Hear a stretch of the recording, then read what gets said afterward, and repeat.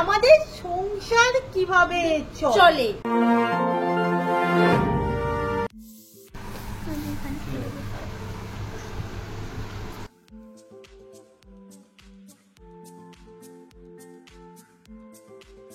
Hello guys, good morning, welcome back in জলসাচি। কালকে রাতে আমার এডিটিংটা করে শোয়া হয়নি বলে আজকে একটুখানি সকালে করছিলাম, এখন অব্দি হয়নি। কিন্তু মা বললো তুই একবার পূজালি জানা গিয়ে সবজি কিনে, সবজি কিনতে যেহেতু আমি ভালোবাসি, সবজি কিনতে যাবো। কি সবজি আনবো, কি কি আনতে হবে তো একটু বলতে হবে। আচ্ছা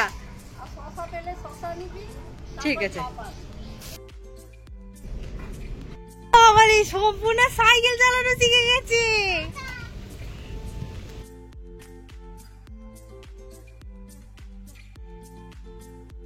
গুড মর্নিং ফ্যামিলি। সকাল সকাল তোমাদের একটা জিনিস দেখাই।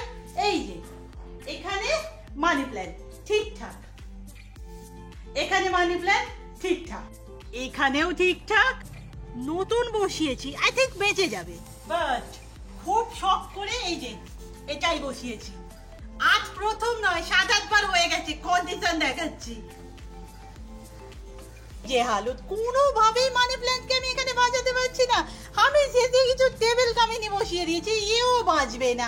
এটা দেখো, এটারও সেম কন্ডিশন, তবে এই ছোট ছোট পুদিনা গাছগুলো একটু একটু বেরিয়েছে না। ধরতে গেলে সব গাছই হয়, এইটাই আর এইটাই আমরা কিছুতেই গাছ বসাতে পারি না। এটাই না, আমি আর কিছু পুদিনা গাছ দিয়ে দিই। এই সময় বর্ষাকাল, ভিজে মাটি, আর ঠিক হয়ে যাবে। গাছগুলো হয়ে গেলে তো ভালো, না হলে আবার ট্রাই।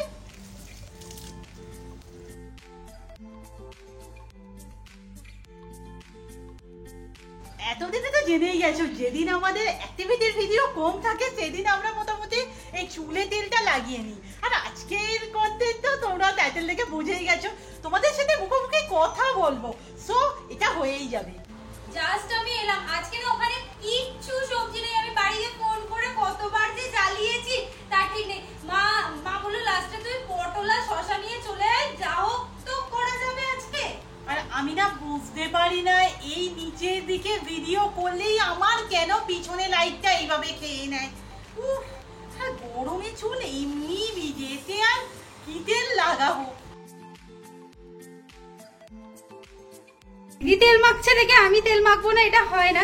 এখন না একটু এডিটিং এর প্রেশারটা বেশি হয়ে গেছে, এই নতুন ভাবে পড়ার চেষ্টা করছি তো, থাকতে থাকতে অভ্যাস হয়ে যাবে, কিন্তু এই কদিন একটু মুশকিল আছে আর কি। চল দিদি, ভয়েসটা কোনটা বলতো আমি পাচ্ছি না। কোথায় বিরিয়ানি আর কোথায় লোটে, উফ কি গন্ধ। ওরে বাবা রে, তো রুম্পাকে দেয়া উচিত রে। একে দে, একে দে।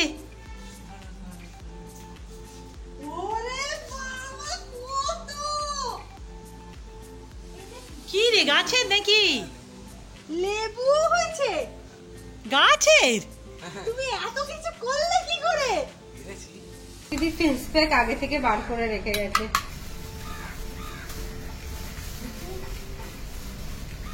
ও হো হো,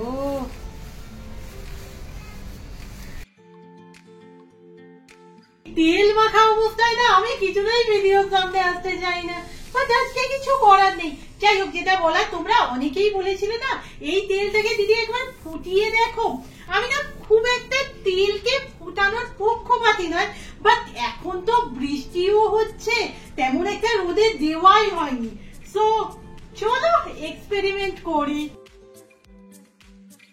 আমি না ডবল বয়লারের জন্য মোটামুটি জলের পরিবর্তে না বালি ইউজ করছি। আমি এক জায়গায় দেখলাম এটাতে নাকি কাজ বেশি ভালো হয়, ওই তেলটা পুড়ে যায় না আর কি।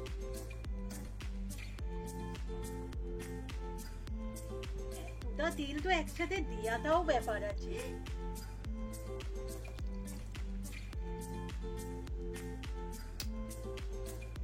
এ তো কখন বসিয়েছি, একটুকু ফুটও আসছে না, কি করে হবে?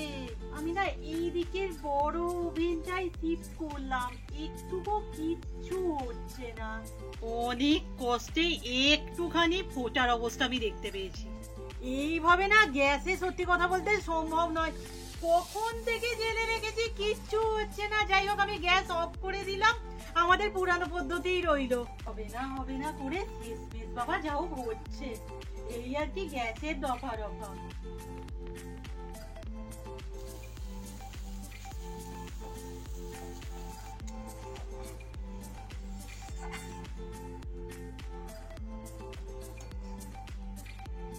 আজ না এই তেল তেল করে করে আমাদের খেতে খেতে দেখো 3টে বেজে যাবে, বাট এখনের জন্য একটু সুবিধাই হয়েছে।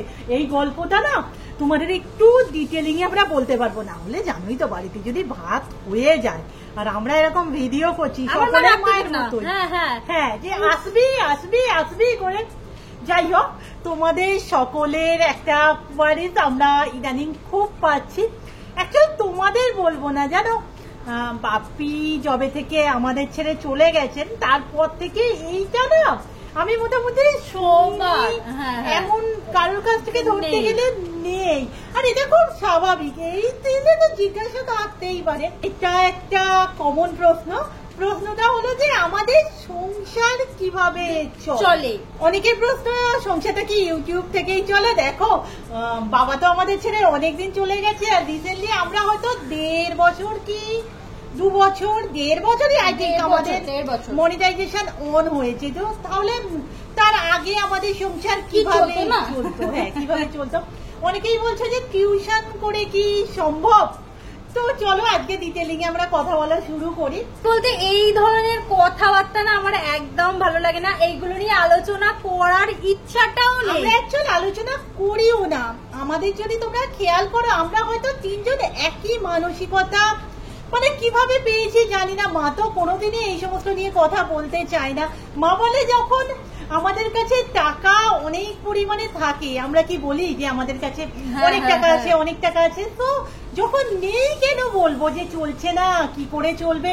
তবু চলো তোমাদের আমি বলি, আমাদের বাবা আমাদের ছেড়ে চলে গেছে 2006-এ। তখন আই থিঙ্ক অনেকটাই আমরা ছোট, তো আর্নিং এর ব্যাপারে তখনও তো এর কথা তো ছাড়ো, আমিও স্কুলে পড়ি। সো ওই সমস্ত কথাবার্তা তো তখন সম্ভবই ছিল না। বাট তবুও ব্যাপারটা আমি বলছি, জানোই তো আমি কিছু টিউশন পড়াই, তো তখন না আরো অনেক পরিমাণে পড়াতাম।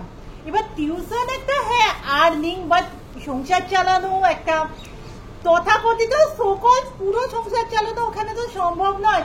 সেখানে ধরো নাচ আছে, আমি একচেটিয়া পড়াশোনা করেছি, ও এখনো করছে, লৌকিকতা সমস্ত কিছু, শখ ইচ্ছে পূরণ, পোশাক আশাক সমস্ত কিছু। তো এখানে আমি একটা কথা বলে রাখি, আমার বাবা একটা প্রাইভেট ফার্মে চাকরি করতেন। তো সেখান থেকে কিছু, সেটাকে সত্যি কথা বলতে অল্পই বলা যায়, অল্প কিছু পেনশন মা পায়, বাবার কিছু টাকা আছে এখনো। সত্যি কথা বলতে আমরা সেখানে তেমন কিছু হাত দিইনি। তো ওখানেরও একটা ব্যাপার আছে।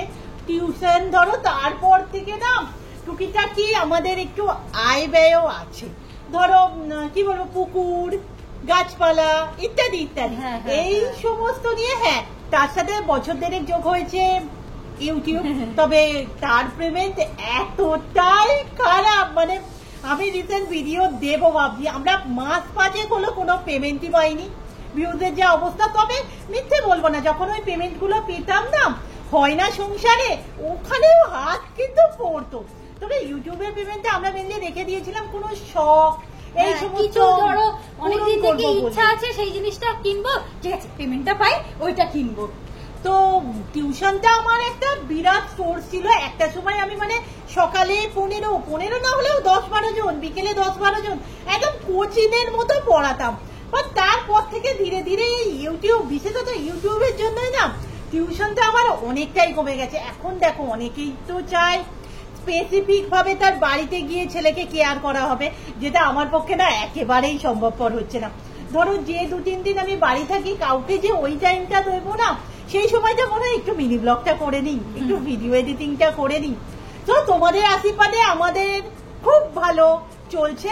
আর টানা পড়েন বলো, উঁচু নিচু কম বেশি, সেটা আর কোথায় থাকে না বলো, আমাদের লাইফেও আছে। সো আই থিঙ্ক আমরা খুব তাড়াতাড়ি এটা ওভারকাম করে উঠতে পারবো, কারণ এই মুহূর্তে আমাদের ইউটিউব স্ট্যাটাস বেশ খারাপ। বাট ওই যে আমি বলি না, যে জীবন তো ওঠানামার স্রোত তো থাকবেই। চলো দেখা যাক না কতদূর পর্যন্ত লড়তে পারি। তো বন্ধুর পরীক্ষা আছে, সেই জন্য নদীতে ঘুরতে যাবো না, তাই ভাবছি কি করব বোর লাগছে সেই জন্য রিং লাইট বার করে ফেলেছি, একটুখানি সাজুগুজু করে নিয়ে ভিডিও বানাবো। मगर सच्चे लगते हैं ये धरनी। এবার না আমরা কোনো জিনিস আর কিনে খাবো না, ধান চাষ শুরু করে দিয়েছি। কিছুই না, বাড়িতে কিছু ধান ছিল, মা বলে ছড়িয়ে দিই, দেখি ধানের শীষগুলো হয় কিনা। এত ধান হবে। টার্গেট কি বলতো, ওই যে আমাদের ইতু পুজো হয় না, ওর জন্য একটা ধানের শীষ লাগে। মা এগুলো সব ছড়িয়ে দিচ্ছে, আর হলেও কি ততদিন থাকবে বলো? সে তো মানে সেই পুজোর পর কত বাকি। আমি এতক্ষণ ভাবছি তাতই ঠিক আজকে আর পড়তে আসবে না, তারপর দেখি টুক টুক করে 6টার পর আসছে, আর ঝিলিক তো আজকে পড়ে চলে গেছে। সো আজকে তাতই একাই। কিন্তু অনেকক্ষণ ধরে রেডি হয়েছিলাম, ভাবছিলাম সত্যি দিয়ে যেটা এক্ষুনি বললো যে তাতই আসবে না, আমি বললাম ঠিক আছে আরো বেশি করে ভিডিও বানাবো করে, কিন্তু দেখলাম তাতই পড়তে চলে এসেছে। আমার ভিডিও বানানো ক্যান্সেল, আমার সাজগোজ সব তুলে ফেলতে হবে, কিন্তু অনেক কটা বানিয়ে নিয়েছি অলরেডি। কেমন হলো বন্ধু? তুমি তো খুব চাপে আছো দেখে মনে হচ্ছে মুখখানা। বেশি জল খাসনি, থেকে যা আমাদের বাড়ি একটু। পেয়ে গেছি। কাল কোথায় বেরোবি? 6টা। হ্যাঁ, কাল আবার 2খানা পরীক্ষা। করেছো কিছু খাওয়া দাওয়া করোনি? তারপর থেকে এখন কিচ্ছু নয়, আবার যা গিয়ে একটু খেয়ে নে আগে। দৌড়তে স্টেশন, ট্রেন ধরা, সেই আমারই মতো সিন। হ্যাঁ, ট্রেন ধরে নেমে অটো ধরলাম, অটো ধরে নেমে বাড়ি চলে এলাম। এই যে ওই দেখো ঝিঙ্কু